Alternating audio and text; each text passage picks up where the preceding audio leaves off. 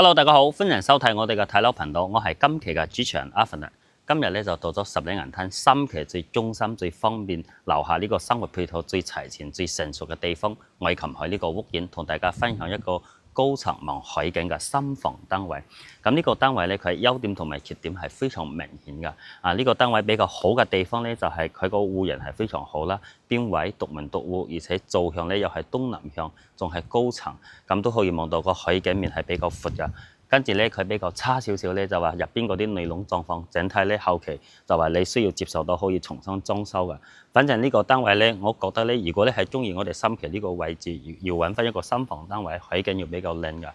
嗰個間隔係比較好嘅，其實都可以考慮啊。咁我哋而家咧就跟住鏡頭上去睇下入邊到底係點樣嘅。我哋先睇樓。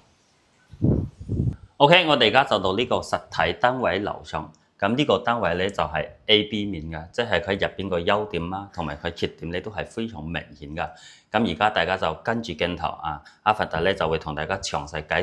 釋清楚每一個地方。咁你哋可以自己評估一下層樓值唔值得去入手。首先呢個單位咧，佢入籍面積係104平方，深房2廳1衛。呢一個戶型咧，佢係比較好㗎，佢係真正嘅獨門獨戶，一個邊位個私隱度係非常好㗎，係非常清淨。我哋可以睇到就係出面門口呢啲地方，你哋後期咧全部都可以利用起嚟㗎，因為我哋旁邊係冇其他單位，門口都係自己嘅而且人哋都未由我哋門口經過。入邊咧呢個單位都係非常涼爽㗎，因為佢坐向咧係東南，而且咧係比較開揚㗎。跟住咧佢又係我哋13組一單元，即係最前排所以咧就基本上係冇咩遮擋㗎。成個屋入邊係好涼爽㗎，好似我而家企喺度同大家拍攝呢個單位都其實唔使開冷氣嗰啲㗎OK，咁我哋而家就睇翻佢呢個內籠先。啱先講咗係 A、B 面，咁佢呢個單位咧比較差啲嘅地方就係佢整體呢啲內籠狀況，包括家電家私，基本上嚟講咧就全部都係用唔到，好似呢啲家電家私全部都要掉咗佢嘅。咁嗰啲牆面天花後期都要重新執過。但係點解我今日仲過嚟同大家分享咧？因為咧我哋呢一隻戶型咧，佢真係住人係非常舒適㗎。我哋可以睇到佢成個廳個空間係好闊㗎。開間就接近差唔多係3.6米左右，咁成個廳個深度咧就接近差唔多係8米左右。一個深房單位個廳咧就圍起嚟接近差唔多係317尺左右所以佢空間感係非常好噶。我哋可以睇到目前屋主佢擺設呢啲家私，其實佢呢啲 size 都唔細，唔理係梳化或者係我哋茶几，包括我哋呢個餐台，但係咧完全冇嗰隻壓迫感噶。我哋一打開門翻屋企成個廳入邊我哋可以睇到好通透咁過嚟咧就係話。佢呢個單位咧係總層高咧係30嘅，唔好意思講錯咗係20樓，咁佢呢個都係高層16樓嘅，而且係東南向。我哋可以出嚟睇到，我哋返到屋企打開門望出去咧，嗰個 view 其實唔差㗎，都唔會話望到咩前面嗰啲樓下面咧我哋可以睇到。呢條咧就係我哋三期愛琴海嘅商業街，呢個單位1樓左手邊轉個彎，步行1分鐘就可以到呢個商業街。沿住呢條商業街，我哋可以睇到前面咧就有個開放式嘅泳池，咁中意游水咧，平時就可以到嗰位。再出去咧就係我哋三期嘅遊艇碼頭，親戚朋友過嚟都可以租條船出去海嗰度玩啦。再出去咧就係呢個海景啦。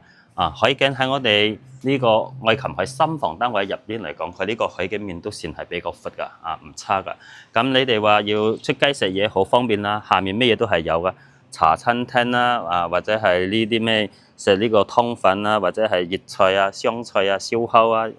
包括呢就士多店獨骨按摩全部都喺樓下呢度成條街都係呢個食肆嚟㗎。咁再行前少少咧，就係我哋三期麥田超市啦。咁旁邊咧就係我哋三期嘅巴士站。咁你哋喺深圳嘅蓮塘或者係羅湖搭呢個碧桂園嘅京橋巴士翻屋企咧，就係5分鐘就可以到㗎。咁我哋三期巴士站正對面咧，就係呢個銀灘海鮮市場，街市都喺旁邊㗎。所以好多人中意我哋三期愛琴海咧，就覺得佢呢個位置係比較好，最中心，樓下呢啲生活配套都係最方便㗎，最齊全、最成熟㗎。所以咧就係近翻我哋三期呢邊，而且三期呢邊啲戶人咧全部都係遞積㗎，包括深房單位都係遞深房㗎。呢一個104平方，佢呢個露台我哋可以睇到空間都係好闊落一個戶人嘅一個線人㗎唔差㗎。OK， 我哋而家就睇翻佢呢個主人房先。咁主人房入邊佢都係好市正嘅，接近咧差唔多係145尺左右。呢個空間就好闊啦。咁到時咧，我哋可以睇到好似屋主放咗呢個米八床咧，都可以做到三邊落床，完全冇問題噶。而且旁邊都有呢個位可以放呢個成品衣櫃，或者你哋後期做個定製櫃都係 OK 噶。咁個主人房咧，佢都係可以望海景噶，而且海景面咧係啱啱好望到呢個大湳海嚟噶。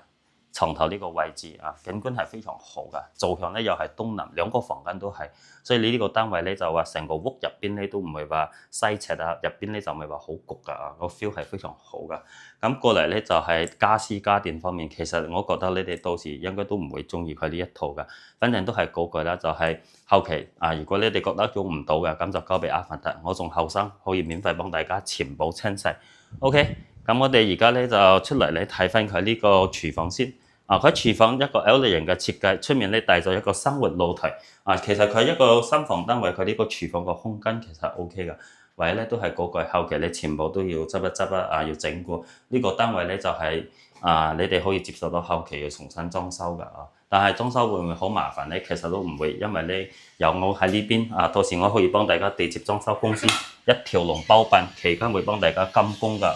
咁佢呢個生活露台其實空間仲係好闊㗎。呢個位咧就後期咧，大家一定要做埋風窗。做風窗之後，我哋個私隱度都會比較好，而且比較安全。咁當然仲有一個點咧，就話我哋後期咧呢個生活露台咧，我哋可以睇到佢呢個深度都係夠嘅。洗衣機熱水器全部可以比較歸一放埋呢一邊，而且咧我哋都可以喺呢邊落衣服，唔使晾喺我哋主露台，因為我哋主露台係可以望海景嘅，冇嘥咗個風景，係咪？OK， 咁而家咧我哋就睇翻佢呢個衛生間入邊先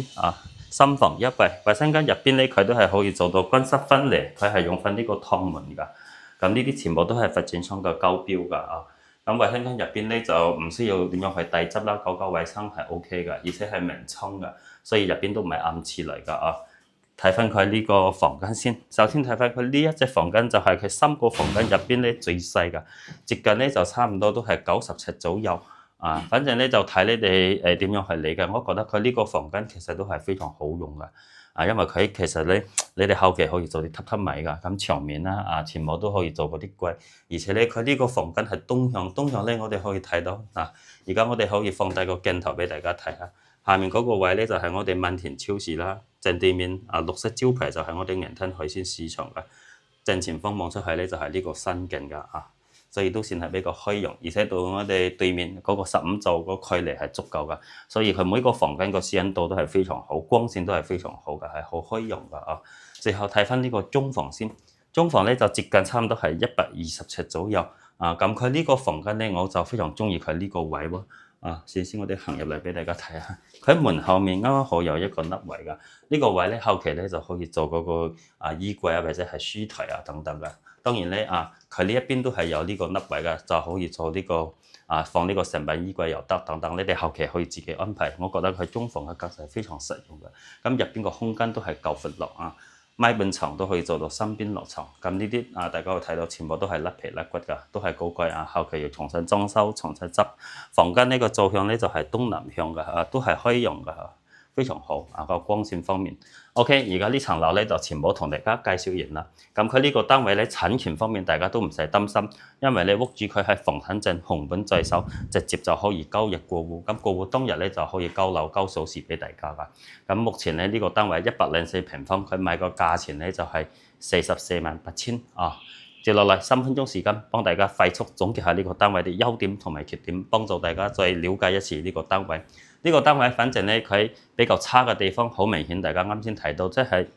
前屋基本上咧就要重新裝修可能你哋後期咧要做藝術漆啦或者係重新油發呢啲乳膠漆又得，反正咧呢啲全部交俾我哋公司就 O K 㗎，或者你要做嗰啲定製櫃都 O K 咁過嚟咧就話佢比較差就係入邊呢度家電家私全部都要調咗佢，全部都係用唔到嘅。呢個咧就係實話同大家實説。但係咧點解仲過嚟同大家分享？就啱先我講㗎，佢其實優點都係非常明顯。首先呢個單位嘅位置係非常好㗎，就係我哋新奇市中心呢個位置，愛琴海呢個屋苑落樓咧步行1分鐘就可以到商業街㗎。咁周圍食肆超市巴士站乜嘢都係有㗎。咁過嚟咧，第二就係佢呢個單位個戶型係非常好，邊位獨門獨戶。入邊呢個廳啦，包括房間嗰啲空間感全部都係比較好嘅，而且咧唔理係露台或者係三個房間嗰啲坐向全部都係比較好。一咧係東向，一咧係東南向，所以成個屋入邊咧就唔係話好焗噶，係非常涼爽噶，可以吹住呢啲自然風。咁當然佢第三方面比較好就話佢呢個單位咧係比較稀缺，係我哋13組一單元就係比較前面呢個位置，而且咧都可以望到嗰個海景嘅。我哋3期我哋琴日呢個屋苑3房單位可以望到呢個海景嘅，都係非常值錢㗎啊！所以就嗱嗱聲過嚟同大家分享㗎。咁 OK 啦，層樓基本上佢嘅情況咧就係咁樣。如果大家仲有咩唔清楚，後台嗰度微信掃碼或者 WhatsApp 聯繫阿發達過嚟睇樓，咁就提前嘅通知我，安排專車去到深圳各地方都可以接你哋。今期到呢度，我哋下期再見，拜拜。